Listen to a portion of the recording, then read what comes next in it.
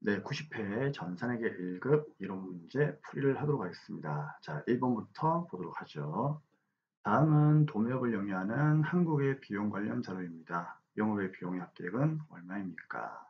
자, 영업의 비용이 얼마냐 그걸 묻고 있죠. 자, 이런 내용들은 여러분들이 조금 공부를 열심히 하시면은요, 솔직히 그냥 보더라도 느낌이 오죠. 근데 느낌이 안 올 때는 이제 두 가지의 내용을 좀 아셔야 되는데, 첫 번째로, 자, 비용을 일단 암기를 해야 돼요. 비용은 판매비와 관리비하고 영업의 비용이 있죠.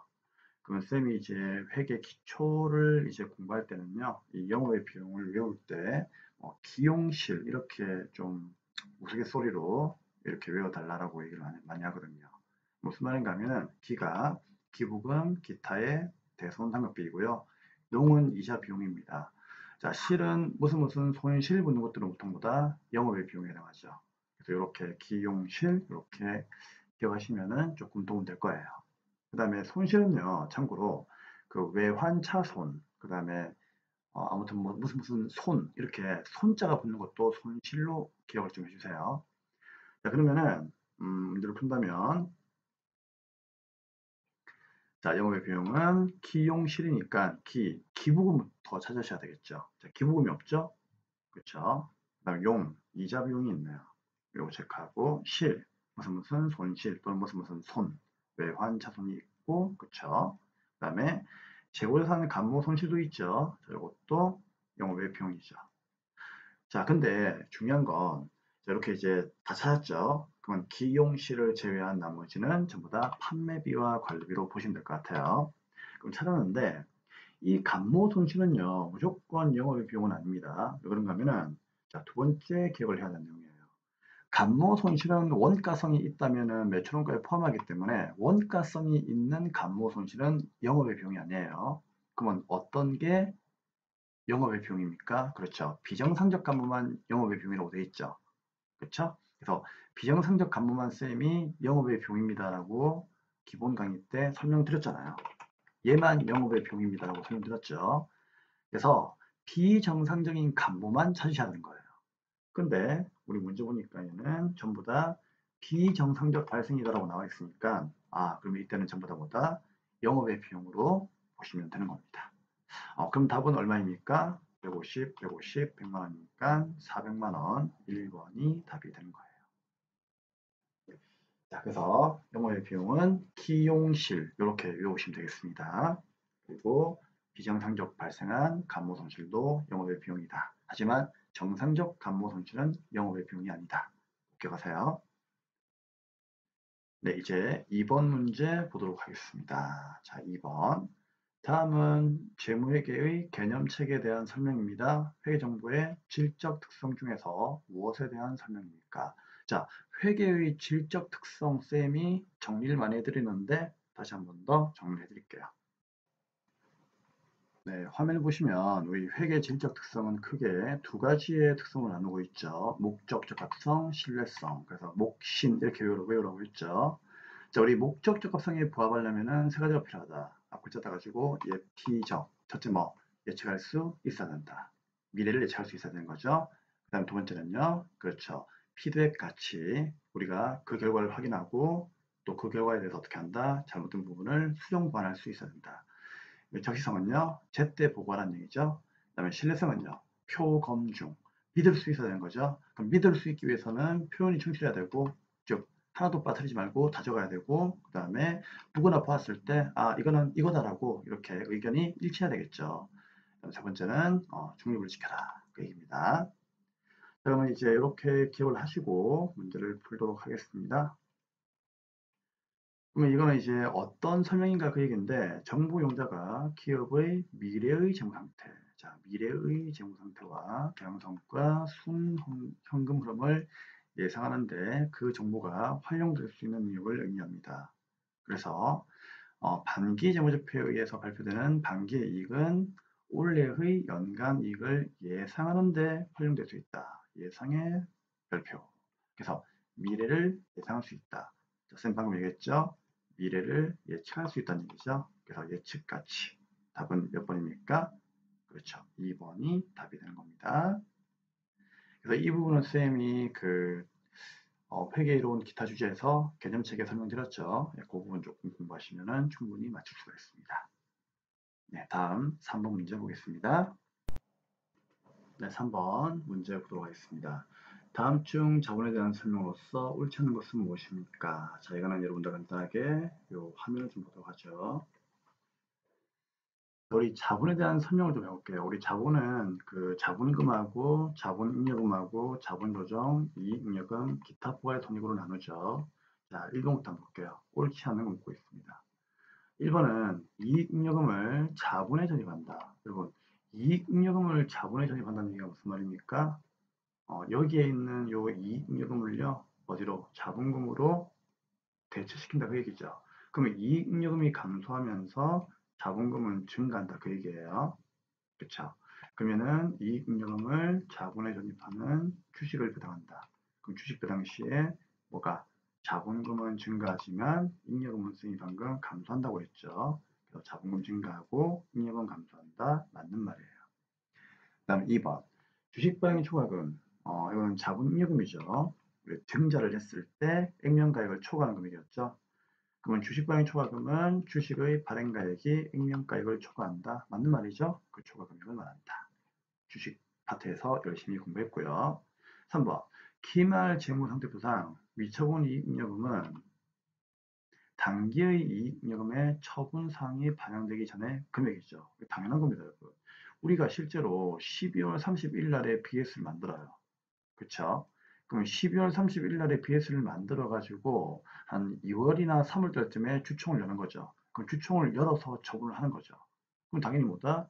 기말 재무상태표에 있는 이익잉여금은 당연히 주총을 하기 전에 이익잉여금이니까 처분을 했어요? 처분을 안 했어요? 안 했죠. 그래서 반영되기 전에 금액이 맞는 겁니다. 그러면 1번과 2번과 3번은 다 맞는 거니까 다음 몇 번? 4번이 답이 되겠죠.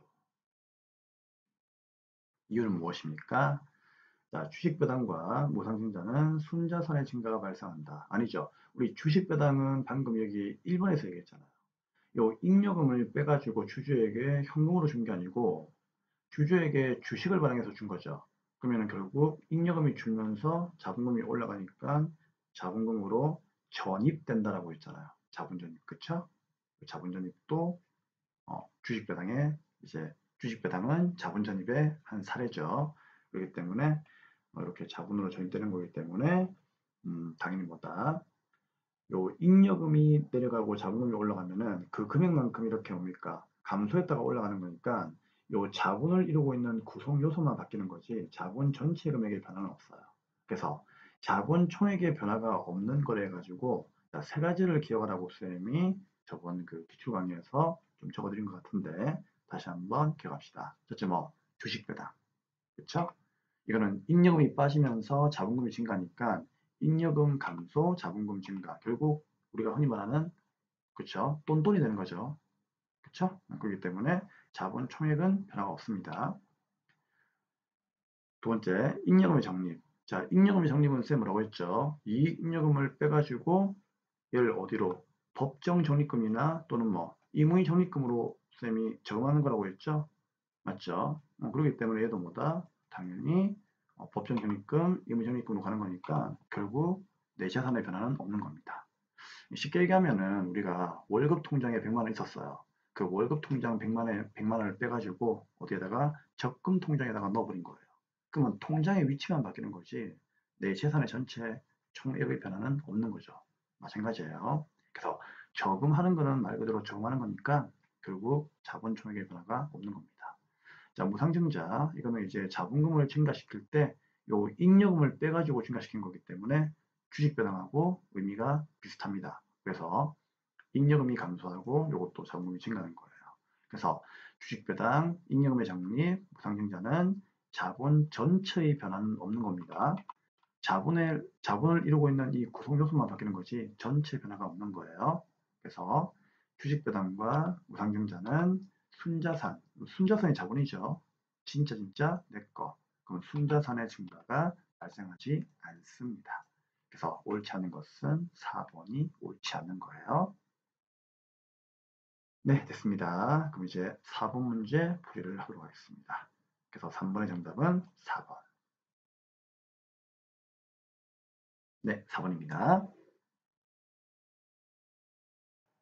네, 4번은 다음 중 이제 재고자산에 포함되는 금액이 얼마인가 그 얘기죠. 여러분, 재고자산에 포함이 되어 있다. 무슨 소리죠? 기말에 우리 창고에 남아있다는 얘기죠. 이 말은 팔았다는 얘기예요? 안 팔았다는 얘기예요? 안 팔았다는 얘기죠. 그래서 기말 재고액이 얼마냐 지금 그걸 묻고 있는 거예요. 단, 위탁 상품은 모두 매입하는 상품으로서 매입을 한다는 얘기는 내가 매입자라는 얘기죠. 운송 중에 있는 것으로 가정합니다. 그럼 미착 상품을 볼게요. 자, 미착 상품이 내가 매입을 하는 거죠. 근데 도착지 인도 조건인데 운송 중이라면 바다 위에 떠 있다는 얘기죠. 그러면 얘는 도착지 인도 조건은 도착을 해야만 내 거가 되는 거기 때문에 아직 바다 위에 떠 있다면 얘는 나의 재고가 아니죠.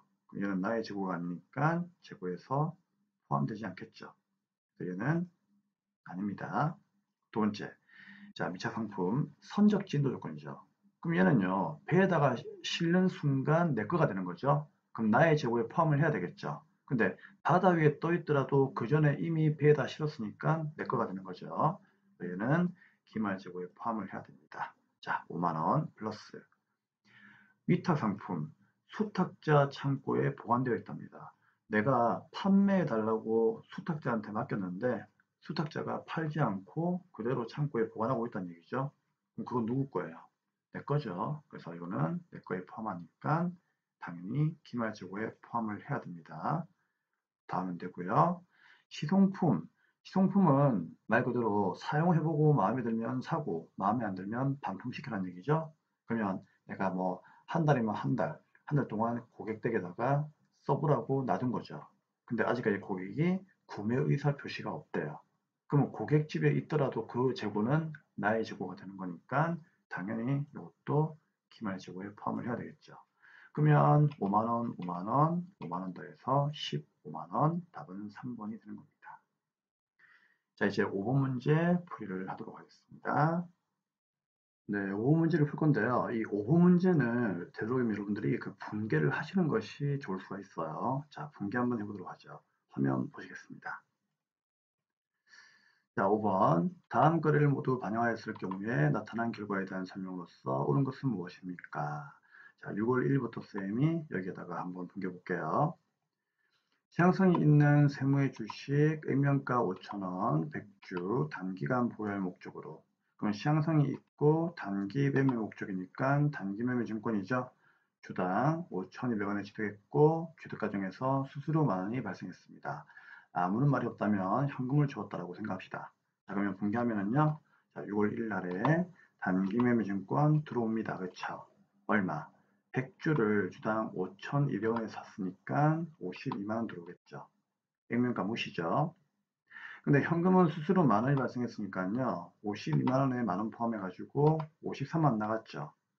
그럼 만원만큼은 차변의 수수료 비용. 단기 매매 증권은 취득 시의 비용을 원가에 포함 안 하죠. 자, 이렇게 비용으로 찾으시면 되고요. 일단 8월 1일 날에 우리 세무로부터 중간에 배당금을 수령했답니다. 그럼 우리가 배당금 수령하면 어떻게 공개하죠? 그렇죠. 8월 1일 날에 주당 300원이니까 100주를 보유하고 있죠. 그럼 100주에 대해서 300원이면은 곱하면 돼요. 그러면 한 장당 300원씩 들어온다는 얘기니까 3만 들어왔겠죠. 100주니까. 그러면 현금이 3만 들어오고 이만큼을 수익의 발생 대변 배당금 수익으로 공개한다는 거죠. 알고 있죠? 그리고 이제 마지막으로 9월 1일 날 세무의 주식 100주를 드디어 5,100원에 처분했습니다. 그러면 내가 처음에 구입했을 때는 자 100주를 구입했으니까 전체를 팔았네요. 그럼 여기 있는 52만 원이 전부 다 대변에 나가겠죠. 그리고 차변에 돈 들어오는데 돈이 얼마 들어온다? 100주를 한 장당 5,100원이니까 곱하면은 51만 들어오겠죠. 그럼 52만짜리를 51만원에 팔았으니까 만원이 손실이죠. 단기 매매증권 처분 손실이 되는 겁니다. 그래서 이렇게 분개하는 게 더 빨라요. 그래서 잘 모르겠으면요. 그냥 분개를 하세요. 아시겠죠? 자, 분개를 하고 이제 문제를 풀어볼게요. 자, 옳은 것이 무엇이냐 묻고 있는데 여기 보니까 이 사지선장이 전부 다 당기 순이익이 뭐 얼마가 감소한다, 증가한다 막 이렇게 나와 있죠. 그럼 이거는 이제 우리가 당기 순이익을 언급하니까 제일 좋은 거는 제 생각인데 여기다가 손익계산서를 그리는 게 제일 좋을 것 같아요. IS. 그럼 손익계산서는 여러분들 차변이 뭐죠? 차변의 비용이고 대변의 수익이잖아요. 그렇죠? 그러면 수익 비용 우리가 여기 넣어가지고 있잖아요. 그냥 수익에서 비용을 빼면 되는 거예요. 그러면 쌤이 비용을 한번 골라볼게요. 자, 1번에는 비용이 누가 있습니까? 1번 거래소. 1번 거래소는 비용이 차변에 있죠. 수익 비용만 보면 되니까. 그럼 2번에서는요. 수익 비용 누가 있습니까? 배당금 수익이 수익이죠. 다음에 세 번째 거래에서는요. 수익 비용 누가 있습니까? 단기 매매증권 처분 손실이 비용이죠. 그러면 수익과 비용만 고르면 돼요. 그러면 수익은 3만 원밖에 없으니까 대변에다가 얼마? 3만 원 체크하면 되고요. 그렇죠? 그 다음에 비용은 얼마입니까? 비용은 만 원에 만 원이니까 얼마? 2만 원이죠. 그럼 게임 끝났네요. 그쵸? 자, 내가 번 것은 3만 원인데 손해본 거는 2만 원이니까 단기순이익은 결국 얼마? 단기순이익은 3만 원이, 만 원이 되겠죠. 그래도 이익이 만 원이니까, 그쵸? 그럼 만 원이 되는 거니까 단기순이익이 만 원이 증가한다. 이런 내용만 나오면 답이 되는 건데, 그게 몇 번? 3번이 답이 되는 겁니다. 그래서 어려워하지 마시고 분개를 하나하나씩 하시는 것이 더 빠를 수가 있다. 네, 그럼 이제 6번 문제 풀이하겠습니다. 정답은 3번. 네, 6번 문제입니다. 자, 6번은 잠시 화면을 좀 보도록 하죠. 다음의 내용을 수정 분개하는 경우에 적절한 회계 처리로 오는 것은 무엇입니까? 자, 이거 수정 분개에다가 별표. 자, 이 분개는 수정 분개를 물어보는 문제예요. 그럼 먼저 임직원의 퇴직금과 관련하여 외부 금융기관의 보통용 계좌에서 50만 원만큼을 예치하면서 회계 담당자가 확정 급여형 퇴직연금으로 회계 처리했답니다. 그러나 기업은 퇴직금을 확정 기여형 퇴직연금으로만 운영하고 있다고 하네요. 자, 그럼 이제 이 문제는 어떻게 푸느냐? 분개를 하셔야 돼요. 분개를. 자, 그러면 첫 번째 어떻게 했다고요? 회계 담당자가 보통예금 이체하면서 확정급여형으로 분개했죠. 그럼 확정급여형으로 분개하게 되면은 자, 이건 이제 어떻게 분개하는 거죠? 일단 대변에 보통예금이 나가죠. 얼마? 50만 원 예치했으니까 50만 원 나가겠죠. 근데 급여형이니까 차변에 뭐다? 퇴직연금 운용자산으로 분개를 했겠죠. 근데 알고 보니까 우리 회사는 확정급여형이 아니고 확정기여형이라는 얘기예요. 그쵸? 그럼 확정기여형이니까 이 자리에 뭐가 들어가야 된다? 퇴직급여라고 하는 비용으로 분개를 해야 되겠죠. 확정기여형은 비용으로 분개하는 거니까. 그럼 퇴직급여라고 하는 비용으로 분개를 해야 되는데 문제는 수정분개하는 경우에 적절한 회계 처리가 뭔가를 물었으니까 이제 얘를 수정분개하자는 얘기죠. 그럼 수정분개하게 되면은 퇴직연금 운용자산이 장부에서 제거돼야 되겠죠. 그래서 대변에 이렇게 사라지는 분개를 해야 됩니다. 그럼 사라지는 분개를 하게 되면은 대변에 퇴직연금 운용자산이 50만 원 사라지고 그리고 차변에 뭐가 확정 기여형이니까 퇴직급여라고 하는 비용이 발생하는 분개를 하셔야 되는 거예요. 그렇죠? 근데 문제는 수정 분개하는 경우에 그 분개의 회계 처리가 옳은 게 뭐냐라고 했으니까 결국 정답은 얘가 되는 겁니다. 그래서 기존의 분개를 고쳐주는 분개를 지금 물어보고 있기 때문에 차변의 퇴직급여, 대변의 퇴직연금 운용자산 요 3번이 답이 되는 거예요. 끝입니다. 근데 이때 이제 많은 분들이 그냥 대변의 보통예금 나가고 그쵸? 차변의 퇴직급여니까 그러니까 확정 기여형으로 분개하게 되면은 대변의 보통예금 나가고 차변의 퇴직급여니까 1번이 답이 아니냐라고 이의제기하시는 분들이 많았거든요. 근데 문제는 수정 분개를 물어봤기 때문에 이의제기가 받아들여지지가 않았습니다. 그렇기 때문에 정답은 3번으로 보셔야 되는 겁니다. 자, 조금 이제 쉬우면서도 좀 난해한 문제니까 공부를 꼭 하셨다가 나중에 또 이런 문제가 나오면은 맞추어 줄 수 있도록 합니다. 네, 7번 문제 보겠습니다. 자, 7번도 화면을 좀 보도록 하죠. 자, 다음은 서울의 7기 재고산에 관련된 자료입니다. 선입선출법, 여기 체크에 의한 기말 재고자산의 금액은 얼마입니까? 라고 되어 있습니다. 자, 우리 이 문제 나오면은요, 그 전산회계 2급 때부터 많이 풀었죠. 자, 이 문제는 무조건 어떻게 하면 된다? 예, 상품 계정을 그리시면 되는 거죠. 그럼 상품 계정은 차변이 창고니까 항상 뭐가 있죠? 기초의 상품에서 순매입이 있죠. 그럼 이거 두 개 더해가지고 팔아버리면 대변에 매출원가, 팔고 남은 건 기말 상품. 자, 그건 알고 있죠? 자, 한번 풀어보겠습니다. 자, 먼저 1월 3일 거부터 한번 보도록 하죠. 자, 1월 3일 날에 기초의 재고가 20개가 있고 단가 100원짜리죠. 그러면 이 말은 자, 여기에 적혀있는 얘기입니다. 우리가 기초의 창고에 문을 열어보니까 20개 있고 100원짜리가 있다 그런 얘기죠. 그럼 얘는 무엇을 의미합니까? 저번 연도에서 팔고 남은 게 넘어온 거죠. 그러면 창고에 이만큼 있었다는 얘기죠. 근데 이게 모자라니까 3월 14일 날 뭐 했다? 매입을 했다는 얘기죠. 몇 개? 10개를 120원에 매입을 했죠. 위에 거하고 단가가 다르죠. 이유는 물가가 오르고 있겠지. 그러면 이제 요게 뭐가 되는 거다? 이제 순매입이 되는 겁니다. 그렇죠? 뭐 매입 애널이 환출이 없으면은요, 그냥 이게 순매입이 되는 겁니다. 그러면 10개가 들어왔고, 이제 120원짜리가 들어왔다는 얘기죠. 그럼 위에 게 먼저 들어온 거, 밑에 게 나중에 들어온 거죠. 자, 그 상황에서 이제 7월 20일 날 팔았습니다. 매출 몇 개? 20개를 팔았죠. 근데 이 20개를 갖다가 150원짜리가 나간다. 말이 안 되죠. 왜? 왜 말이 안 됩니까? 그렇죠. 여기 있는 이 100원과 120원은요, 내가 돈을 주고, 내 돈 주고 사온 원가이지만, 150원에 팔았다. 이 말은 100원짜리가 나갔다면 50원에 이익을 붙인 거고, 120원짜리가 나갔다면 30원에 이익을 붙인 거죠. 그래서 이거는 순매출액이죠. 한마디로 원가와 이익이 포함된 금액이에요. 그렇기 때문에 요 150원 그냥 무시하시면 됩니다. 무시하고 자 우리는 매출되어진 원가를 구해야 되는 거니까 자 20개만 신경 쓰면 되는 거예요. 그럼 이제 20개를 팔아야 되는데 자 20개를 팔아야 되는데 자 불러주세요.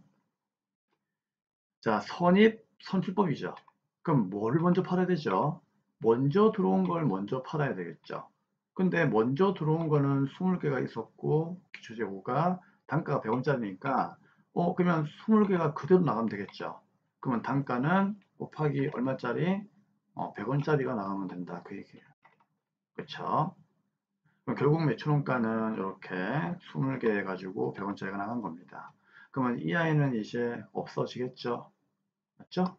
없어지고 자, 그 다음에 이제 11월 12일 날에 우리가 상품을 매입을 했습니다. 그쵸? 그럼 매입을 하면 차변이 뭐죠? 다시 또 10개를 구입을 했으니까 10개가 들어오고 그 다음에 140원이 들어오겠죠. 그게 얘입니다. 그쵸? 그리고 그 뒤에는 아무런 거래가 일어나지 않았죠. 그 문제는 이제 기말 재고액이 얼마입니까? 묻고 있기 때문에 이제 얘를 물어보는 거죠. 얘를 이제 구하면 되는 거예요. 그럼 얘는 이제 구해지겠죠. 자, 어떻게 하면 되겠습니까?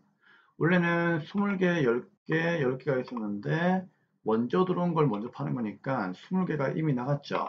나갔으니까 팔고 남은 건 몇 개? 여기에 있는 10개, 10개, 20개가 되겠죠. 그럼 이게 그대로 기말 상품 재고액으로 오는 거예요. 맞죠? 그럼 얘를 그대로 어떻게 하면 된다? 기말 재고액으로 이렇게 넣어주면 되는 겁니다. 근데 금액이 얼마인가 했으니까 요거 두 개 곱해가지고요 합치면 되겠죠. 그러면은 위에 있는 10개짜리는 얼마입니까? 10개 곱하기 120이니까 1200원이고 밑에 있는 10개는 얼마입니까? 10개 곱하기 140이니까 1400이 되겠죠. 그쵸? 그럼 합이 얼마입니까? 2600이 되는 거고 기말 상품 재고액은 2600원이 답이 되는 거죠. 그래서 2600원이 답이니까 몇 번입니까? 4번이 정답이 된다. 그 얘기예요. 자, 이제 8번 문제 풀어보도록 하겠습니다. 자, 이 문제는 뭐 쉬운 문제니까 그렇게 풀어주시면 되겠습니다. 자, 8번 갑시다. 네, 8번. 다음 중 유동부채에 해당하는 금액을 모두 합하면 얼마입니까? 라고 되어 있죠. 자, 여러분, 우리 유동부채라고 하는 것이 뭐죠? 단기에 결산일로부터 1년 안에 상환해야 되는 부채를 유동부채라고 해요. 그쵸? 조심해야 될 게 결산일로부터예요. 절대로 빌린 날로부터가 아니에요. 이번 연도에 결산일로부터 1년 안에 상환해야 되는 부채를 말하는 거예요. 자, 그러면은 이 유동부채는 1년 이내이니까 절대로 장기란 말이 붙으면 안 되겠죠. 그래서 답은 누구다? 상미입금하고 그다음 누구? 단기 차입금하고 그다음에 미지급 비용하고 선수금 요 금액을 다 더하면 되겠죠. 자, 얼마가 나옵니까? 37만 원이죠. 그럼 답은 37만 원인데 아무리 찾아봐도 없죠. 자, 왜 그럴까요? 자, 장기 차입금은 당연히 유동부채가 아닌데, 그쵸? 여기에 유동성 장기부채 있죠. 이거 우리 기본 강의 때 얘기했죠. 유동성 장기부채는 유동부채가 맞아요. 그렇기 때문에 요 30만 원도 같이 더해 주셔야 됩니다. 그래서 답은 67만 원이 답이 되는 거예요. 8번 문제는 이제 이렇게 끝내면 되고요. 이제 9번부터는 원가액의 문제를 풀어야 되는데 원가액의 문제 풀기 전에 간단한 암기사항들 보시고 문제를 풀도록 하겠습니다. 네, 우리 원가액의 이제 문제 풀 건데요. 우리 원가액 문제 같은 경우에는 이제 요 내용들 암기하셔야 되겠죠. 자, 빠르게 한번 읽어봅시다. 자, 원가는 발생 형태에 따라서 재료비, 노무비, 제조용비로 나누죠. 그 다음에 추적 가능성에 따라서 직접비와 간접비로 나누고 있죠. 추적할 수 있으면 직접비, 없으면 간접비. 자, 원가는 다시 행태에 따라서 고정비와 변동비로 나눕니다. 그래서 일정하면 고정비, 생산량에 따라서 증가하면 변동비가 되는 거죠. 자, 기초원가는 우리가 이제 기본적으로 있어야 되는 원가죠. 누굽니까? 직접재료 플러스 직접 노비. 근데 가공원가는 뭐죠? 직접 노비 플러스 제조 건조비로서 직접 재료비를 제외한 나머지의 원가가 되는 거죠. 그러니까 직접 재료비를 제품으로 만들어주는 원가를 얘기하는 거죠. 다른 말로 전환 원가다라고 이야기를 하는 겁니다. 그다음에 매물원가는 이제 의사결정할 때 전혀 영향을 주지 않는 원가죠. 주로 이제 과거의 원가가 되는 거예요. 그렇죠? 과거에 발생한 원가는 현재 의사결정에 영향을 주지 않는 거죠. 그래서 과거의 원가가 보통 나오게 되면은 매물원가라고 이해를 하시면 될 것 같습니다. 자, 기회원가는 최선의 선택을 위해서 포기한 다른 원가 중에서 이거 중요하죠. 가치가 가장 높은 원가예요. 평균치의 원가가 아닙니다. 가치가 가장 높은 원가예요. 그러니까 선택이 5가지가 있다면 최고의 선택을 하나를 골랐겠죠. 그럼 선택이 4개가 남아있죠. 그럼 그 4개 중에서 최선의 선택을 맞죠? 제외하고 그 다음으로 내가 정말 중요하게 여기는 원가 뭐죠? 다른 원가 중에서 가치가 가장 높은 원가를 얘기하는 겁니다. 그래서 한마디로 너 아니었으면 너였다 그 얘기죠. 다른 말로 차선의 선택 맞죠? 차선의 선택을 얘기하는 겁니다. 그다음에 이제 고정비와 변동비가 있는데 자, 우리 변동비의 경우에는 생산량이 늘어나면 늘어날수록 전체 원가는 올라가죠. 대신에 단가는 일정하다. 이거 외우셔야 되겠죠? 고정비는요. 생산량이 늘어나면 늘어날수록 총 원가는 일정하지만 그에 비해서 단가는 계속 하락한다. 감소한다. 그래서 이 내용도 반드시 말문제로 나오니까 꼭 암기를 하셔야 됩니다. 자, 그러면 여기까지 이해를 해 주시고요. 이제 다음 문제 원가에게 9번부터 풀이를 하겠습니다. 네, 9번 문제입니다. 자, 9번 문제는 잠시 화면을 좀 바꾸겠습니다. 자, 문제 한번 읽어볼게요. 회사는 제조원료비를 직접 노무 시간을 기준으로 배부하고 있고요. 당해 제조원료비의 배부 차이는 10,000원이라고 나와 있습니다. 그렇죠? 자, 10,000원이 과대 배부되었고 현재 실제 간접비의 발생액은 4만 원이고 실제 직접 노무 시간이 2,000시간일 경우에 예정 배부율이 얼마인가라고 나와 있네요. 자, 이 문제는 어떤 문제이죠? 그렇죠. 정상 원가 계산 문제이죠. 자, 정상 원가 계산은 문제가 나오잖아요. 그러면은 예정 배부율을 묻고 있지만 얘는 무조건 요 3가지를 세팅을 해야 돼요.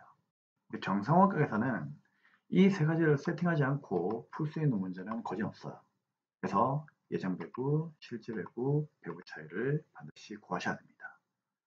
그러면 여러분들은 이제 저한테 질문을 던질 수가 있겠죠. 쌤, 예정 배부율은 구할 수 있는 공식이 있잖아요.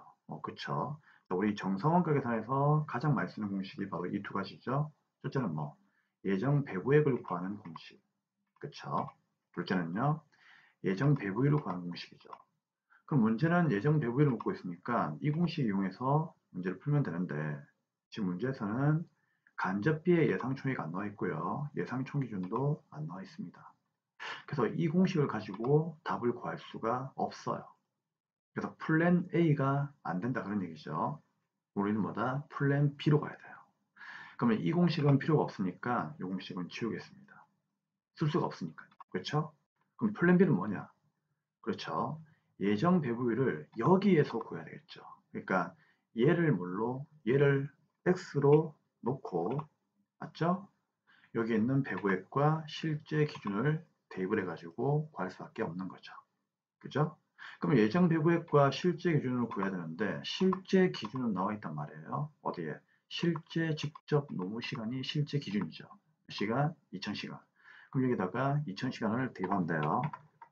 우리는 이제 예정 배부액만 구하면 되는데 예정 배부액이 현재 문제에서 안 나와 있죠. 그래서 어떻게 한다? 여기에서 구해가지고 여기로 끌고 와야 되는 거죠. 요금액이 요금액이니까. 그쵸? 근데 여기에서 구하려면요 결국 이 세 가지를 세팅을 해야 됩니다. 그래서 쌤이 기본 강의 때부터 계속 이걸 세팅하라는 이유가 이것 때문이에요. 자 그러면 예정 배분은 없고 자 실제 배분은 나와 있죠? 어디에? 여기에 있네요. 얼마? 4만원.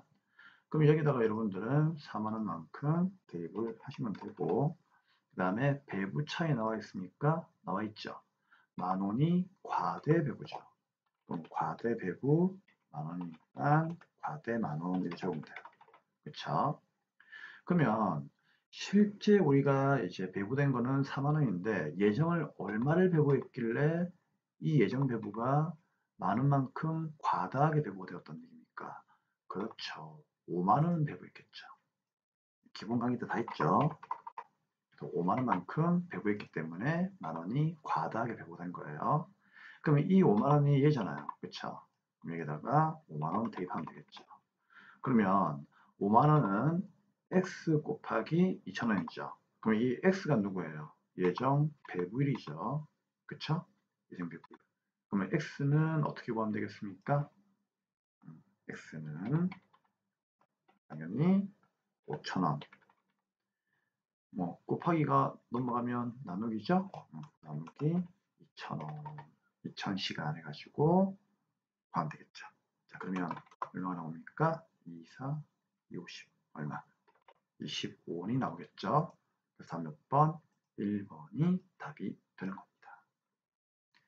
그래서 예정 배분을 구하는 공식은 별도로 있지만 그 공식을 쓸 수 없을 경우에는 이 공식으로 자 이렇게 이제 세팅을 해가지고 플랜 B로 요 예정 배분 공식으로 해가지고 요걸 x로 놓고 구하시면 되는 겁니다. 네, 이제 10번 문제 가도록 하죠. 네, 10번 문제입니다. 자, 10번.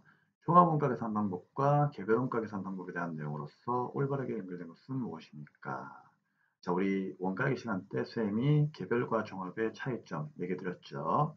자, 개별은 제품의 크기가 크기 때문에 주문 소량 생산해야 되고 제품과 품질과 규격이 성능이 서로 다르다고 했죠. 하지만 종합은 대량 생산하기 때문에 일반적으로 크기가 작고 대량 생산이 이루어지고 품질, 규격, 성능은 서로 같다라고 했죠. 그래서 개별 같은 경우에는 이제 품질, 규격, 성능이 서로 다르니까 만드는 제품의 종류가 2개 이상 발생하고 그 다음에 직접비와 간접비로 구분해야 되고 간접비를 배분하는 문제가 중요하다고 했죠. 근데 종합은 한 가지의 제품을 연속으로 대량 생산하기 때문에 간접비가 원칙적으로 발생하지 않는다고 했죠. 제품 한 개를 연속으로 생산하니까. 간접비라고 하는 것은 제품의 종류가 2가지 이상일 때 나온다고 했잖아요. 그렇죠? 그래서 원칙적으로 발생하지 않고요. 얘는 대신에 뭐다? 재료비하고 가공비를 구분하는 게 중요하다고 했죠. 왜? 서로 투입 시점이 다르기 때문이에요. 뭐 착수시, 진행시 기억나시죠? 다음 세 번째, 참 마지막으로 정확한 제품의 단가를 구하기 위해서 완성품 환산량을 구하는 문제가 중요하다고 했죠. 그래서 이런 비교 내용만 여러분들이 잘 정리하시면은요, 자, 이런 문제는 마음껏 풀 수 있습니다. 자, 그러면 올바르게 연결된 것은 무엇이냐? 답은 3번이죠. 자, 원가 집계는 보겠습니다. 자, 원가 집계는 종합은 공정과 부분별로 집계하지만 개별 원가 계산은 개별 작업별로 집계하고 있죠. 정답은 3번이 정답이 되겠습니다. 아시겠죠? 자, 그러면 1번은 왜 틀렸을까요? 여러분, 종합원가 계산 방법은요, 중요한 게 완성품 환산량 계산하는 거죠. 개별이 간접비를 배분하는 거죠. 서로 바뀌었고요. 그 다음에 종합은 주로 뭐다? 작은 제품을 만들기 때문에 이런 식품 제조업에서는 쓰이겠지만 이 건설 같은 경우에는 보통 주문으로 우리가 그 작업을 하는 거기 때문에 개별 원가 계산을 안 쓰더란 얘기죠. 자, 그래서 이 두 개가 바뀌었습니다. 그리고 4번에 보시면은요, 정확한 원가 계산. 아무래도 종합보다는요, 개별 원가 계산이 하나하나 개별적으로 원가를 계산하니까 더욱더 정확하게 원가를 계산할 수 있습니다. 뭐 그런 얘기 했죠. 근데 종합은 어때요? 대량 생산하기 때문에 대량 생산한 걸 갖다가 완성품 환산량으로 나누어 가지고 단가를 편하게 구하면 되기 때문에 경제성과 편리함이 장점이다 그런 얘기했죠. 지금 현재 1번, 2번, 4번은요 서로 자리가 바뀐 거예요. 그렇죠? 답은 3번이 되겠습니다. 자, 11번 가도록 하죠. 자, 11번은 원가 개념에 관한 설명입니다. 공인중개사 수험서 구입비 5만원은 어떤 원가를 의미하는가? 자, 볼까요? 공인중개사 자격증 시험을 위해서 관련 수험서를 5만원만큼에 구입을 했죠. 그쵸? 공부하다가 진로를 세무회계 분야로 전환하면서 전산 세무회계 자격증 수험서를 4만원에 구입했답니다. 그쵸? 그러면 이 5만 원은 뭐가 되는 겁니까? 자 보세요. 이 5만 원은 과거형이죠. 그러면 이미 우리가 과거에 수험서를 살 때 5만 원 주고 산 거죠. 그쵸? 그렇게 하다가 지금 내가 의사결정을 뭐다? 세무회계 분야로 바꾼 거예요. 그러면 세무회계 분야로 바꿨으니까 세무회계 분야와 관련된 의사결정을 해야 되겠죠. 그쵸? 그렇기 때문에 옛날에 공인중개사와 관련된 이 5만 원만큼의 수험서 비용은요. 지금 내가 진로를 바꾸었기 때문에 이 세무회계 분야에 대한 그런 이제 의사결정에는 전혀 이 5만 원하고는 관계가 없다는 얘기죠. 그래서 이런 5만 원은 매몰 원가가 되는 거예요. 아시겠죠? 그래서 이 5만 원은 바뀌어진 나의 진로 세무회계 분야에서 맞죠? 분야에서 공부할 때 이 수험서를 우리가 구입을 할 건지 말 건지 이런 의사결정을 하는 데 있어서 전혀 영향을 주지 않는 거예요. 그렇죠? 그렇기 때문에 매몰 원가가 되는 겁니다. 그래서 과거에 이미 발생한 원가는 전부 다 뭐다? 매몰 원가 정도로 취급을 하시면 되겠습니다. 아시겠죠? 자, 그 다음에 이제 12번입니다. 다음 중 원가에 대한 설명으로서 가장 옳지 않은 것은 무엇입니까?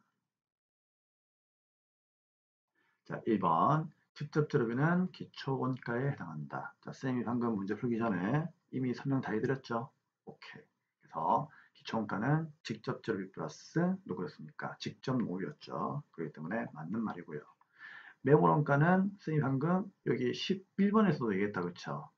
과거의 의사결정에 이미 발생된 원가로서 어떤 의사결정을 하더라도 회수할 수 없는 원가를 매물 원가라고 한다. 그러니까 의사결정에 전혀 영향을 미치지 않는 원가죠. 그래서 매물 원가는 의사결정 과정에 영향을 미치지 않는 원가를 말하는 겁니다. 자, 3번. 고정 원가는 조업도의 변동에 관계없이 총 원가가 일정한 원가를 말한다. 그렇죠. 자, 우리 그림 한번 볼까요? 네, 그래서 쌤이 이 원가액의 공부를 하기 전에 자꾸 지겹도록 이 내용을 여러분께 보여드린 이유가 바로 이런 것 때문이에요. 그쵸? 그래서 고정비는 생산량이 증가할수록 총원가가 어때요? 그냥 일정하죠. 그러니까 생산량이 증가할수록 원가가 올라가는 건 변동비고 뭐 일정한 건 고정비다. 그 얘기죠? 대신에 단가는 내려가고 변동비의 단가는 일정하다. 그 얘기를 하는 거예요. 그러면 3번도 맞는 말이죠. 조업도, 즉 생산량의 변동에 관계없이 총원가가 일정하다. 그 얘기예요. 그럼 다음 몇 번? 4번이 틀린 거죠. 자, 직접 원가란 쌤이 얘기했죠. 추적할 수 있으면 직접비, 추적할 수 없으면 간접비라고 했죠. 그래서 직접 원가란 추적할 수 있는 원가를 얘기하는 거예요. 없는이 아니에요. 그래서 이게 틀린 거죠. 답은 4번입니다. 네, 13번부터는요, 이제 부가세에 대한 내용인데, 자, 13번 문제부터 한번 풀어보겠습니다. 자, 다음 중 부가지세법상 재화의 공급 시기에 대한 설명으로서 옳지 않은 것이 뭐냐 묻고 있죠. 이게 정답이 1번에 바로 나왔어요. 왜? 1번 알죠? 상품권을 외상으로 판매하는 경우. 근데 상품권을요, 외상으로 판매할 수도 있고 현금으로 판매할 수도 있어요. 근데 외상이냐 현금이냐는 대금을 나중에 받는 거와 관계가 된 거기 때문에 외상이냐 현금이냐 이건 중요한 게 아니에요. 일단 상품권을 팔았다는 얘기죠. 그럼 팔았으면 언제가 공급 시기가 되느냐? 상품권을 판다는 거는 물건을 판 게 아니죠. 그렇기 때문에 공급 시기가 아니에요. 그럼 언제가 공급 시기다? 그 상품권이 나한테 회수가 되어가지고 실제 그 재화를 인도한 그날이 공급 시기가 되는 거죠.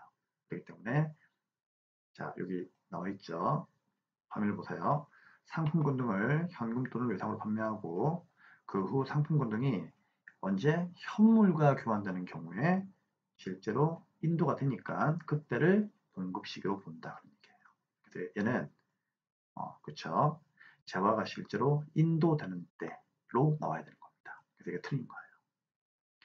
외상 대금의 회수라고 관계없어요. 아시겠죠? 상품권은 무조건 상품권 들어와 가지고 물건을 건네주면 되는 겁니다. 그래서 재화가 실제로 인도되는 때 꼭 기억하세요. 자, 2번, 3번, 4번은 맞는 건데 볼까요? 자, 2번. 폐업 전에 공급한 재화가 재화의 공급 시기가 폐업일 이후에 도래하는 경우에는 폐업일을 공급 시기로 본다. 맞는 말이죠. 우리가 폐업하기 전에 물건을 팔았어요. 근데 배달은 폐업을 하고 나서 배달해 주기로 했어요. 그렇게 하더라도 일단 폐업일 날 문 닫으면은 그날이 공급 시기가 된다는 거죠. 폐업 시 잔존 재화하고 같은 개념이에요. 3번. 반환 조건 판매. 의 경우에는 어떻게 한다? 그렇죠. 그 조건이 성취가 되거나 또는 기한이 경과되어서 판매가 확정되는 때죠. 자, 기본 강의 시간 때 다 했으니까 그렇게 보시면 되고 자, 무인자판기 이것도 쉽죠? 무인자판기에다가 돈 넣고 뭐 커피나 음료를 빼가는 날이 아니고 그냥 그 자판기 사업자가 무인 판매기에서보다 현금을 꺼내는 때죠. 다른 말로 인취하는 때. 그래서 정답은 1번이 되겠습니다. 14번입니다. 다음 중 부가지세법상 영세율과 면세에 대한 설명으로서 옳지 않은 것은 무엇입니까? 자, 1번 한번 보죠. 자, 1번은 면세사업자는 부가지세법상 납세 의무자가 아니랍니다. 맞죠? 면세사업자는요, 부가지세 신고를 안 해요. 그래서 부가지세법상의 납세 의무자가 아닙니다. 그러면 1번은 맞는 거고요. 자, 2번. 면세사업자가 영세율을 적용받고자 하는 경우에는 면세 포기 신고를 해야 한다. 그쵸? 자, 우리 면세 품목을요, 국내에서 판매할 때는 당연히 영세율 적용이 안 돼요. 근데 이 면세 품목을 해외에다가 수출한 경우에는 영세율 적용된다고 했죠? 그럴 때는 면세 포기할 수 있습니다. 우리 면세 포기하는 게 영세율 적용하고 하나가 더 있었죠. 뭐가 있었죠? 학술연구단체가 그쵸? 연구와 관련하여 무상으로 공급하는 재화나 용역 그런 경우에도 영세율 그런 경우에도 면세 포기가 가능하죠. 다음 세 번째로 영세율은 부가세 부담이 전혀 없는 완전 면세이다. 맞는 말이죠. 영세율은요, 수출할 때 0%니까 부가세를 부담하지 않고요. 또한 매입세 공제가 되기 때문에 완벽한 면세가 된다고 했죠. 그래서 완전 면세라고 했죠. 하지만 면세 제도의 경우에는요, 면세의 경우에는 어, 판매할 때는 부가세가 물론 면세가 되지만 면세 사업자들은 부가세 매입세 공제가 안 되기 때문에 그 매입세 공제 못 받은 걸 갖다가 면세 품목에다가 엎어가지고 다음에 소비자에게 전가한다고 했죠. 그래서 완전 면세가 아니고 불완전 면세입니다라고 쌤이 얘기했습니다. 그렇죠? 기본 강의 때 충분히 학습을 했고요. 다음 네 번째. 그래서 3번은 맞는 겁니다. 자, 네 번째. 면세제도는 소비지국 가성을 적용한다? 아니죠. 소비지국 가성원 직구현은 누구에 대한 내용입니까? 그렇죠. 영세율 제도에 대한 내용이죠. 그래서 4번이 틀린 거예요. 우리 왜 수출하는 나라를 생산지국이라고 하고 수입하는 나라가 소비지국이라고 했죠. 그러면 수입하는 나라가 소비하는 나라이기 때문에 그 소비하는 나라에서 과세를 하고 수출하는 나라인 생산지국은 과세를 안 하기 위해서 생산지국이 0%를 적용한다고 했죠. 그러면 생산지국이 0%를 적용하게 되면은 소비하는 국가에서 과세하기 때문에 그 과세원칙을 구현할 수가 있다고 했잖아요. 그렇죠? 이거는 영세율 제도에 대한 내용입니다. 그래서 이것 때문에 4번이 틀린 거예요. 하지만 부가가치세 역진성 완화. 자, 이거는 맞죠? 그래서 면세제도는 역진성 완화는 맞는 거예요.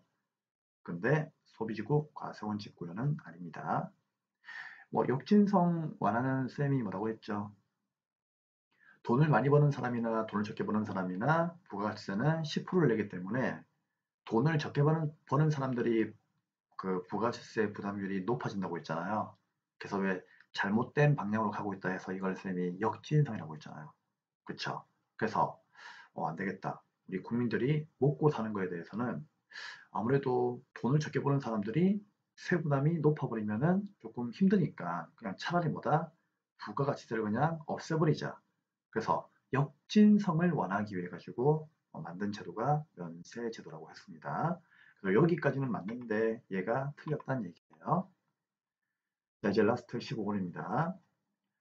당사는 5월 1일부터 5월 말까지 공급한 금액을 모두 합하여 작성 연원리를 5월 말일자로 세운계한서를 발급하기로 하였습니다.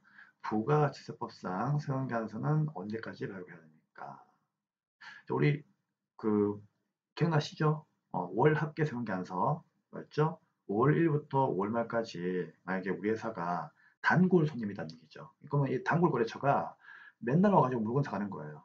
그럼 매일매일 세운계한서를 끊어주면은 짜증이 나니까 그냥 한 달 간격으로 어떻게 한다? 그냥 몰아가지고 그냥 한 장에다가 다 넣어서 발급하기로 했죠.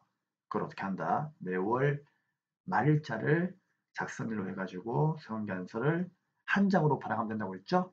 근데 이거는 늦어도 언제까지는요? 다음 달 10일까지는 발급하라고 했죠. 그러면은 국세청 전송은 며칠까지? 11일까지 전송합니다라고 얘기했죠. 그래서 세운계한서는요, 늦어도 다음 달 10일까지는 발급을 해야 되고, 다음 달 11일까지는 전송을 해야 되는 거예요. 그래서 발급을 안 하게 되면은, 어, 우리가 이제 나중에 세무에 가면 배울 건데요. 지연 발급 가산세가 나오는 거고, 또 전송을 10일까지 안 하게 되면은요, 또 지연 전송 가산세라고 하는 것이 나오게 되는 겁니다. 회계 1급에서는 안 배우는데, 자, 아무튼 뭐 참고만 하시고요. 아무튼 간에 월 합계 세운계한서는 무조건 그 말일자를 작성 연월 월일로 해가지고 다음 달 10일까지 발급을 해야 됩니다. 그러면 답은 몇 번입니까? 2번이 답이 되는 거죠. 6월 10일이에요. 네, 다 했습니다. 자, 이상으로 90회 이론 시험 문제는 마감을 하도록 하겠습니다. 자, 다음 91회 기출문제에서 뵙도록 하죠.